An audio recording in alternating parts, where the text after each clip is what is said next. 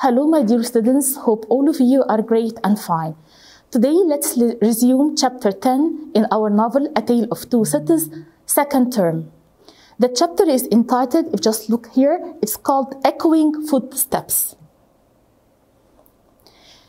As usual, we start by the setting, and I mean by the setting, place, and time. The setting, we are in the mid of July, 1789. Mid of July, like the 14th of July. And I'm going to go to the first part of the chapter. It's in London. And where in London? We're going to be at Dr. Manette's house in Soho Square. Okay, the second part, we're going to go to Paris. Paris at the same time, okay, at the same time, I mean the beginning of the French Revolution. I'm going to go to the wine shop of Monsieur and Madame Defarge, and then in Saint Antoine, as we all know, and then the Bastille. So, do I have certain main ideas in the chapter? Of course, we do have. What are the main ideas? The main ideas, number one, we have a new character. Her name is Little Lucy. Who is Little Lucy? She's simply the daughter of Charles Darnay and Lucy Manette. In chapter 10, she's going to be about 6 years old. By the way, she looks like her mom. Same blue eyes and long golden hair. Lucy Manette, she was living a peaceful life in London in Soho Square with her own husband, I mean Charles Darnay, as well as her father, Dr. Alexander Manette. Lucy, she still maintained her own habit by sitting in the corner, as you remember in chapter 5, listening to the echoing footsteps. One more idea, we have Mr. Lorry complain. You're going to see that he's going to be complaining. Complaining to who? To the Manette's family. And of course, our major point, the climax of the whole novel itself, which is the beginning of the French Revolution in France. Okay, let's start the first one. Lucy Manette was living at the word tranquil life. It means like peaceful, calm life away from any troubles or difficulties in London in Soho Square. Okay, but she still maintained that kind of an attitude or a manner. She kept sitting in the corner in the house, listening to the echoing footsteps. And like I said before, Little Lucy, she was named after her mom, okay, and she looked like her mother greatly. One night in the mid of July in 1789, Mr. Lorry, he paid a visit, okay, to the Manette's family, where? In Soho Square in London. He was complaining. What was his complaint simply? He complained that an alarming number, alarming like numerous, great, a vast number of the French aristocrats were sending their money and properties to where? To England. Where to England? To Tellison Bank in England, which is the English branch. So Mr. Lorry, had to spend the night at Tellison Bank in England. There was a sort of uneasiness in France. If we stop and ask ourselves, why the aristocrats, they had to send their own properties and money to Tellison Bank in England? Why? Simply because in the mid of July in 1789, I mean in France, in Paris, there was a sort of uneasiness at that time. Okay, lack of security, people feel they're insecure and unsafe. Why? Because we're going to start the French Revolution. Okay, so Mr. Lorry, that was his main complaint at Dr. Manette's house. Okay, the whole chapter, the whole scene, okay, it ended in England, and we're going to shift back to go to France. In France, okay, it's the beginning of the French Revolution. And as we said before, the French Revolution will start from Saint Antoine Street. So Saint Antoine Street, it is like the headquarters, the place where the French Revolution would start. Okay? Charles Dickens, he compared, who's Charles Dickens? He's our writer, he's our novelist. He compared the French mob, the poor class, okay, the low class, to the raging sea. Rage, it means so angry, furious. Okay, so they had reached a boiling point, like no more, they wouldn't endure anymore, no more taxes, no more corruption, no more oppression, cruelty, okay, no more discrimination. Being treated in a different way than the aristocrats. That's why they're going to revolt against the upper class. If we can visualize the whole theme, So I'm going to say that Monsieur Defarge, as we all know, he was one of the organizers of the French Revolution. Okay, he was the head of men, like he was the leader of the men. And the men, I mean, they are Jacks, okay, and also some of the patriots. And here I wrote for you the word patriot. It means a person who supports his country and is prepared to defend it against enemies. That person, we call him what? A patriot. So, who's going to participate in the French Revolution? Of course, we have Monsieur Defarge, Madame Defarge, the mob, the poor class, Jacks, and they are a lot, by the way, men and women, and also patriots. If I'm going to say that Monsieur Defarge was the head of the men, so of course Madame Defarge, she was the head of the women. Madame Defarge, she had replaced her knitting, and as we know that all the time she kept on doing what? Knitting. She replaced her knitting with an axe. Here is the photo of an axe. Can you see it quite well? That's an axe. A pistol like a gun, and in her belt, okay, there was a sort of a knife. She was well prepared to take revenge from the aristocrats. If we can imagine that when we started the French Revolution, they kept killing the noblemen, of course French aristocrats. Saint Antoine Street was now blood-stained, was colored with red. Is it because of the wine, like in chapter 3? No, it is because of the blood of the aristocrats. It was a sort of like a bloodshed. A huge roar rose from the throat of Saint Antoine. All the fingers of who?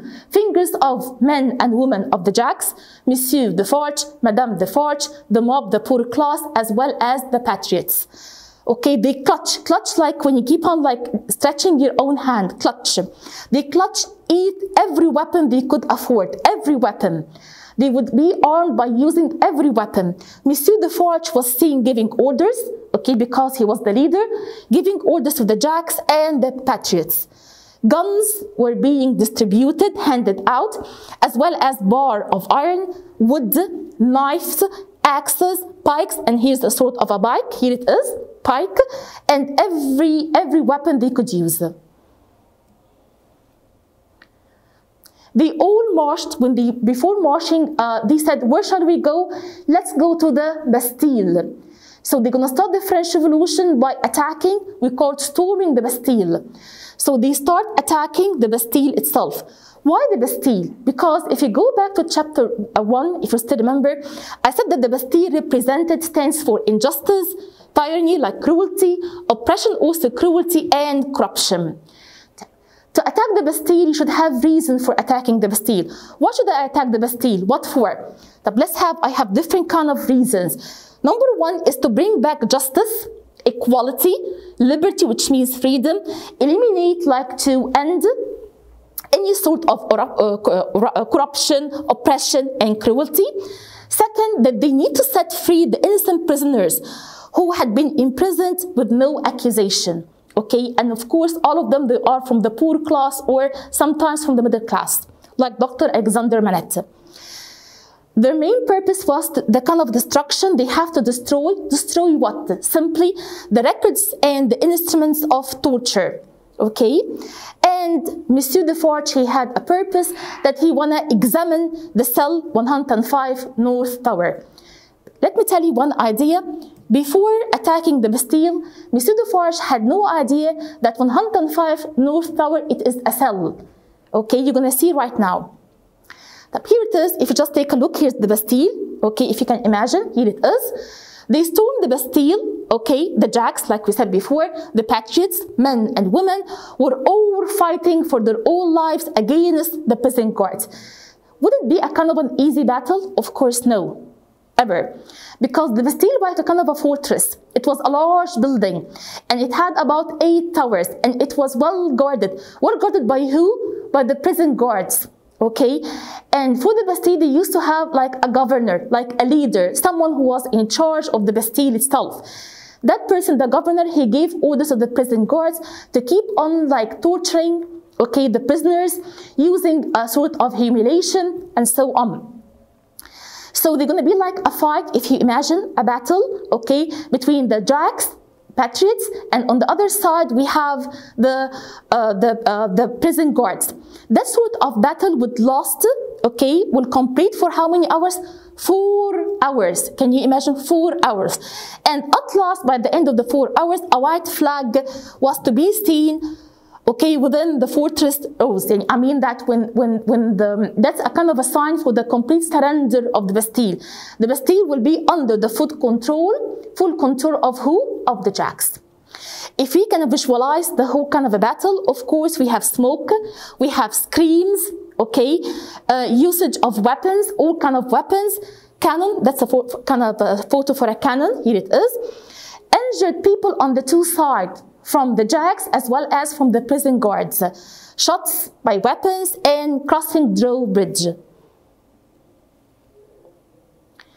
Okay, during the battle itself and before the Bastille was under the full control of the Jacks, Monsieur Defarge asked Jack 3, okay, to be near him all the time.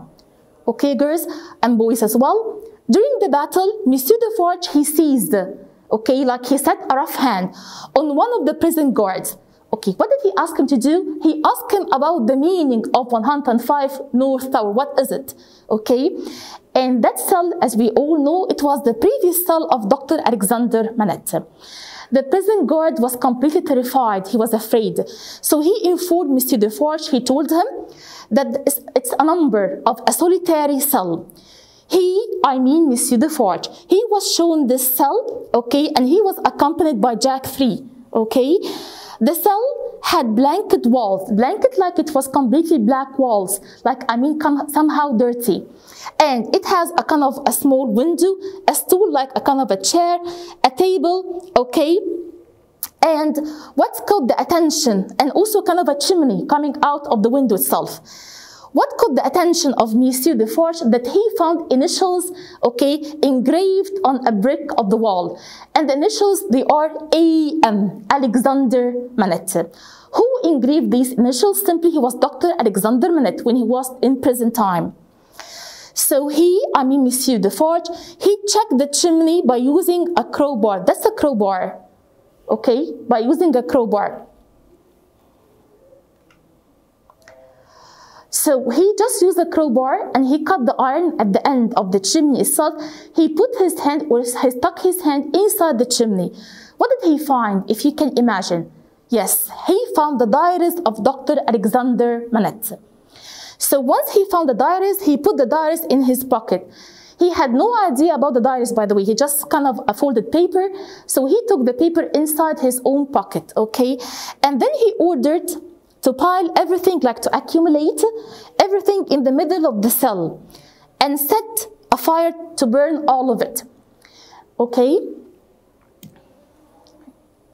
Okay, that's a kind of a chimney, if you can just imagine. That's a sort of a chimney. Okay, and here's one more time a photo for the Bastille, the storming of the Bastille, just to try to visualize what was going on in 1789.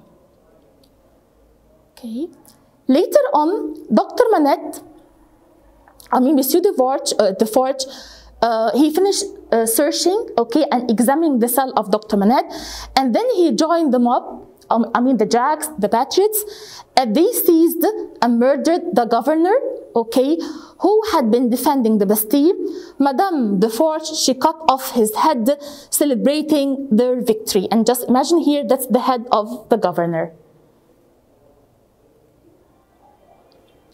Thank you all, my dear students, and wish you a pleasant day.